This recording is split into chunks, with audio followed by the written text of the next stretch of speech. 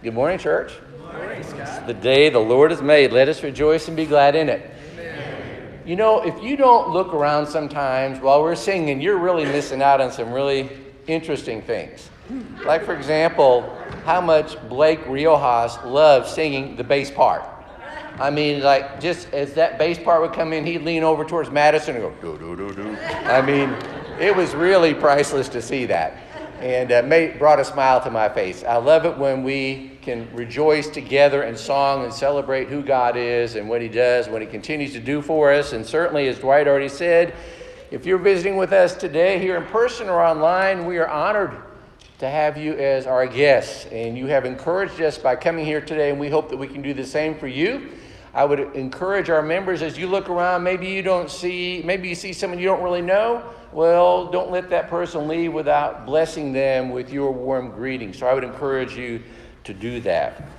Did I already say Psalm 118? Did I already do that? This is the day the Lord has made. Let us rejoice and be glad in it. Amen. It's amazing. That's what sleepless nights will do to you. Anyway, it is great to be with you today. Want to welcome Jeremy and Hannah Parker again. We announced it last Sunday, but Hannah wasn't feeling well, but they're here today. Jeremy and Hannah, if you raise your hands, they are new members here at Oak Crest. Great to have you here.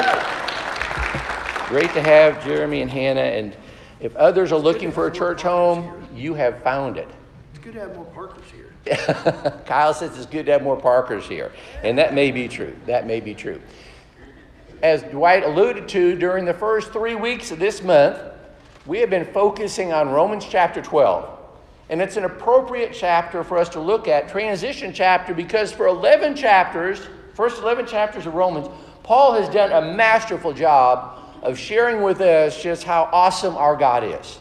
Just how wonderful his mercies are, how he blesses us not only today, but he will continue to bless us. He's blessed people in the past, and just the way that he takes care of us. The way that he loves us, the way that he helps us to grow in our faith, the way that he helps us to give reassurance of the hope that we have. It's amazing. And so in chapter 12, it's like Paul pauses and says, you know, because of all these amazing things that I've been writing about, let's spend a little bit of time talking about the appropriate response. How should we respond to God and his mercies? And so chapter 12 is a shift. Now it's a response, and he begins by saying it's certainly appropriate because of what God has done and continues to do for us to live lives that are pleasing to him, to honor him with our lives, to live lives that are transformed by the renewing of our mind, seeking to do his will more than any other person's will throughout life. That would be a life worth living. And then we looked at how Paul would say, and we're all members, individual members of a greater body. Each of us has been given gifts, equally important with anyone else's gifts in this body. And together we use those gifts to serve God, to serve one another. And certainly that is an appropriate response to God and his mercies. And then last week we considered from Romans chapter 12 the fact that God wants us to cling to what is good. Today's lesson kind of builds a little bit on that, about what it means to cling to what is good. But this is an appeal that I would quite candidly say to you that if we could kind of just pull this one out and not have to look at it, we wouldn't be disappointed, because this is a tough one. This is a difficult one. If you were Jehoiakim in the Old Testament, king in the Old Testament, and you didn't like something, you would just have your scribe take the penknife and cut it out and say, we're just going to kind of look past that. So metaphorically speaking, some of us, I think, kind of just take our penknife and maybe take this one out, because it is challenging and it is difficult, but it's squarely there between two sandwich thoughts that Elijah read for us. In chapter 12, verse 17, he begins by saying, do not repay evil for evil. And then similarly, at the end of that chapter, verse 21, he says, do not be overcome by evil. So what's the appeal that's sandwiched between this idea of don't repay evil with evil and don't be overcome by evil? Because I think in essence what he's going to tell us is that just be sure that you focus on this so that you are not overcome by evil. As I mentioned, I'm going to give you a fair warning. This is not an appeal that we easily embrace. It's really not in our nature to be like this. It's kind of like, when Jesus talks over Matthew chapter 5, verse 39, he says, if anyone slaps you on the right cheek, turn him the other cheek also. We would really prefer that not being there. We really would.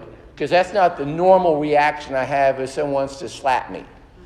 And so that's kind of where we go with this thought today. But I think we're also going to see that it is a thought that is absolutely as critical to us being bright, shining lights for God as anything else we could preach about or talk about or think about or pray about or live for.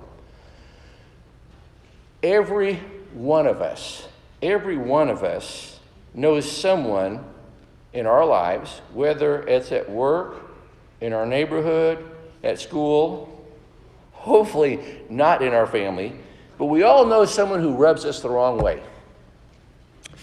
There's just something about them. Maybe they're rude, they're impolite, they're unkind, may even make our blood boil. And I bet right now you're thinking about who that person is, and I hope that you're not that person for someone else. But we all have someone like that in our life, maybe even argumentative. Years ago, I had a couple come in for marriage counseling, and it was the very first time we'd gotten together. And as they started talking about their issues, this went on for about 10 or 15 minutes, and I was listening to everything they were saying. And you didn't have to really be intense in listening to realize that after just a few minutes, that no matter what she said, he wanted to argue about it. He did not agree with one thing she was saying. I mean, to the point that honestly, had I interrupted right then and said, isn't that a beautiful blue sky? I am convinced he would have said, it's really not blue. It's kind of blue-gray, but it's really not blue. It's kind of hazy. Well, after about 15 minutes of this, and remember, patience is not one of my virtues, but after about 15 minutes of hearing this argumentative spirit, I finally interrupted. This is classic. And I looked at him and I said, you don't agree with anybody about anything, do you? And he said, no, that's not right. You proved my point. Thank you. You proved my point. We all have people like that in our lives. And it's interesting to see how we all react to people like that. What is your reaction to an encounter like that? Some of us get into a kind of retaliatory mode. Maybe some of us get into an idea of what's payback? How about avoidance? What about revenge? How do I react to people that are disruptive in my life, that cause me to have my heartburn go up or my blood boil? And so then we read Romans chapter 12, and now we see the contrast to God, to the worldly pattern for addressing that, which is all these negative things I just mentioned. And now Paul says this in Romans chapter 12, beginning in verse 17, don't repay anyone evil for evil.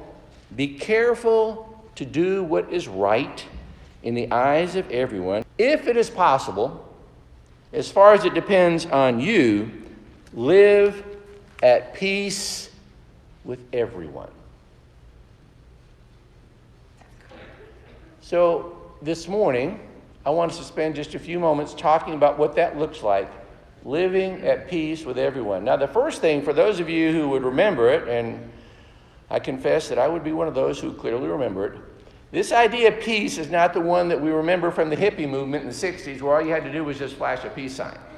And that was it. That was the issue. That was the message of peace, was just flash the peace sign and everything was going to be better. God's message about peace is so much deeper, is so much more profound than that. In fact, I'll even mention again later, but it's interesting to note that when Jesus talks about peace in the Beatitudes, he does not say, blessed are the peace lovers, for they will be called children of God. He says, blessed are the peacemakers. There's a huge difference between being a peace lover and a peacemaker. And I would suggest to you that what Paul is saying here about living at peace with everyone is about being convicted about the importance of being peacemakers and not just peace lovers. There's no doubt in my mind that one of the greatest evils in the world, and by the way, the most elementary definition for evil would be a lack of goodness. We know that it's sinful, we know there's wrongdoing, but the essence of evil is that there is a lack of goodness. We live in a world where goodness is in short supply. And I think one of the most evil things that we do is we do not really pursue peace seriously.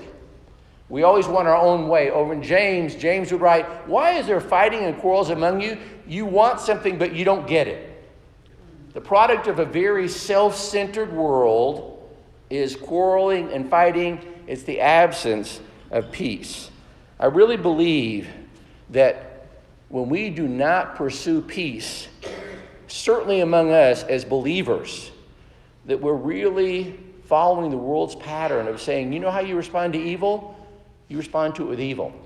Now, I know that you probably have memories of things that your folks or your grandparents or aunts or uncles, older brothers, sisters said to you, but there's one phrase that I remember my dad saying more times than I can possibly remember, and I know that sometimes as he was saying it, I just rolled my eyes and just kind of, just say it too. But it was so true. Two wrongs do not make a right. Two wrongs do not make a right. Paul is saying here that the answer to evil is not more evil. The answer to evil is goodness. The answer to evil is pursuit of peace. So this is not just a theological concept, because what he shows us here, beginning in verse 17, is finding out that if you really want to fight evil, you need to fight it with good. We need to fight it with what is good and what is right. And I think in a sense that he is going to give us 3 building blocks for this. Just humor me here as we look at 3 possible building blocks, and each one is successively more demanding than the next when it comes to what it means to live at peace with everyone. Each one is successively more challenging and demanding for our lives. The first thing he says, and when we look down at verse 18, if it is possible, as far as it depends on you.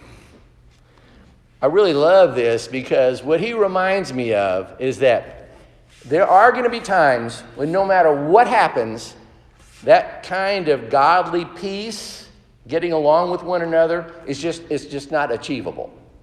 But this is what I want you to notice, and this is what I think is critical here, is that, listen to me carefully, this peace that he's talking about may not always be possible, but don't let that be because you didn't pursue it. It's one thing to say, we just can't do it because he's not taking the first step or she's not taking the higher road. No. Paul's saying it's not about what others are doing. It's about what are you doing, if at all possible, as far as it depends on you. Live at peace with everyone. So the first challenge here when thinking about peace is he challenges us to take the first step. As difficult as that may be, as painful as that may be, he says you need to take that first step to be able to live at peace with everyone. He would go on to say in Romans 14, let us therefore make every effort to do what leads to peace and to mutual edification. Notice the word do. He didn't say think or ponder or wonder, but there's action here. Do whatever you need to do to try and pursue that peace. And in Hebrews, the writer would say, make every effort to live in peace with everyone and to be holy. Without holiness, no one will see the Lord. Make every effort to seek that peace. It's quite possible during our thoughts that are being shared this morning from God's Word that you're already thinking about who that person or those people may be. I hope that something that God is sharing with us through His Word is going to be inspiring you to say, you know what, maybe I need to be that one that's taking that first step to try and achieve that peace. The second thing he says, remember, each one is going to be more difficult. Not only are we going to do whatever we need to do as far as it depends on us, I'm going to offer the olive branch. I'm going to do whatever I can to make sure that there's peace between us. The second one is really a trust factor. And that's where we read in verse 19, do not take revenge, my dear friends, but leave room for God's wrath, for it is written, "It is mine to avenge, I will repay, says the Lord." Paul is saying, we have a just God, and he will right all wrongs. But here's the critical thing. Do we really believe it? And not just saying we believe it, but do we actually show it? Do we actually live that way? Or do we sometimes really wonder if he's as connected as we would like for him to be on all the injustices and things that are taking place in our life, and we decide that it would just be easier to take matters in our own hands? God's too busy for this. He's not going to want to, he doesn't really care about that. He doesn't really care about this justice being done. Couldn't be further from the truth. God says, you can trust me. My justice is perfect. Everything will be dealt with in time. And that shows complete trust in God. Maybe we need to focus more on loving people more and controlling people less. In Romans chapter 15, Paul would say, "May the God of hope fill you with all joy and peace as you trust in him." If we want to be peacemakers, we need to learn what it means to trust in him and his promises, that he will make sure that things are taken care of, so that you may overflow with hope by the power of the Holy Spirit. And then Paul would go on to say, and here's a different perspective about this whole matter of peace. The mind governed by the flesh is death, but the mind governed by the Spirit is life and peace. So as a consequence of how am I dealing with people, am I showing a mind that is controlled more by the flesh, conforming to the world that he says in Romans chapter 12, verse 1 and 2? Or am I showing a life that is controlled by the Spirit that's being transformed by the renewing of my mind? Do we really trust that God will address these things? And finally, number 3. And this is where the rubber meets the road. This is the one that really takes this whole idea of what it means to live at peace with everyone beyond just an intellectual concept. Or you just kind of sitting in your easy chair at home and saying, yeah, I'm pretty much at peace with everyone, and if I'm not, I'll just avoid them. I'll just do what I can to make sure that I don't have to cross paths with them. And that's an easy approach. That's certainly the worldly approach. But he says in 20 and 21, and one of these is a very curious thought, by the way. It's really an interesting thought. But he says, on the contrary, if your enemy is hungry, feed him. If he is thirsty, give him something to drink. In doing this, you will heap burning coals on his head. So not only does he say, listen, peace is not just a lack of animosity. It's not just that there's a lack of anger or hard feelings towards someone else, but it's actually proactively seeking what you can do to make things right with that person. Because earlier on he said, remember, be careful to do what is right in everyone's eyes. And then remember, as long as it depends on you, do the right thing.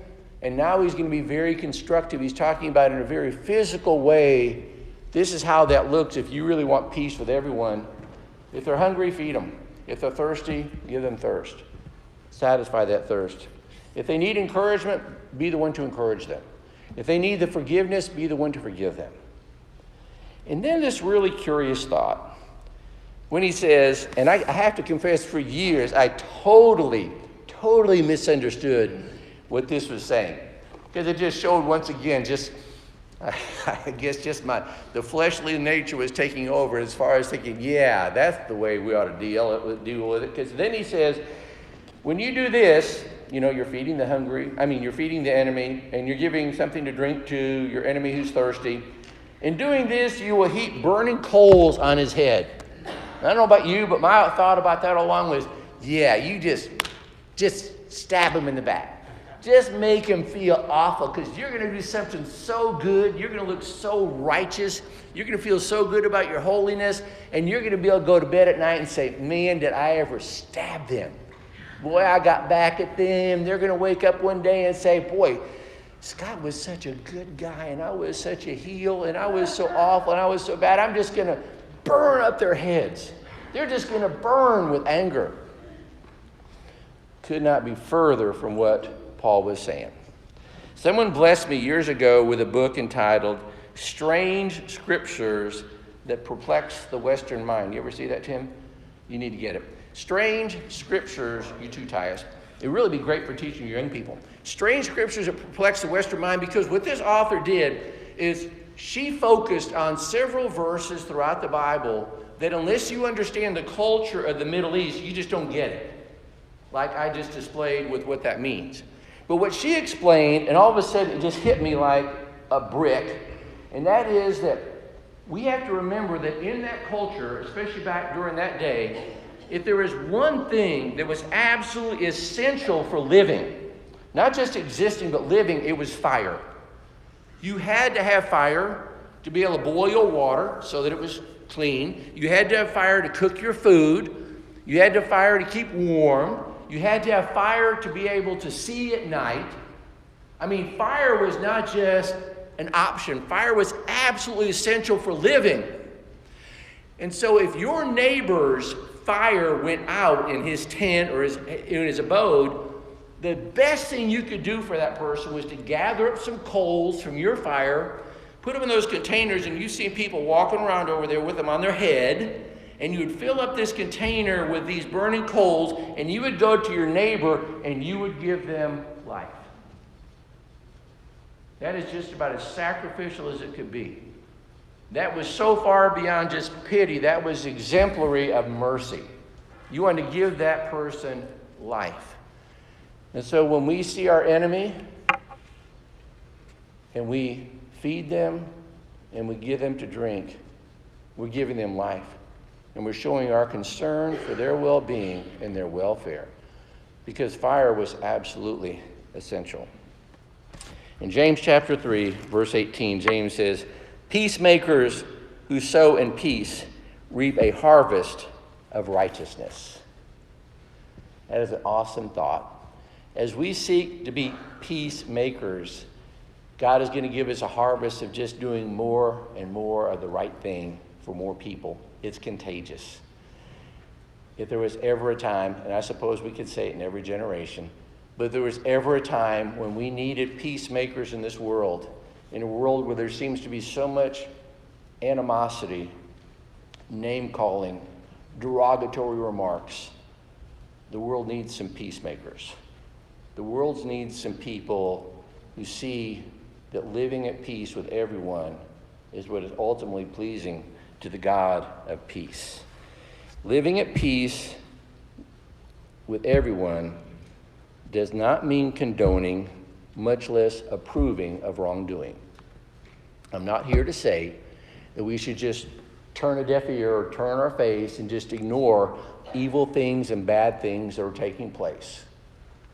But living at peace with everyone, it means I'm going to at least show respect in spite of maybe cultural, economic, political, or religious differences. I'm still going to show respect. I'm going to still take the higher road. I'm still going to seek to be able to let other people know that we can still have civil dialogue, civil conversations, and have that kind of peace, that mutual respect for one another that God needs for us to have. As I said earlier, Jesus emphasized in the Sermon on the Mount that it's not about being peace lovers, but it's about being peacemakers. It's making sure that as far as there being peace with everyone, that I'm going to do everything within my power to make sure that happens. It may not always happen, but it won't be because I wasn't trying. It's going to make sure that I am making sure that I completely trust God and His Word, that He can take care of the vengeance. He can take care of payback. He can take care of whatever that needs to look like for that situation. I'm going to trust Him to do that, and I'm not going to take it into my hands. And then finally, I'm going to make sure that I'm going to pour burning coals on that person's head by doing the right thing and giving them life-giving words. So we conclude with this thought from 1 Peter chapter 3, verses 10 and 11.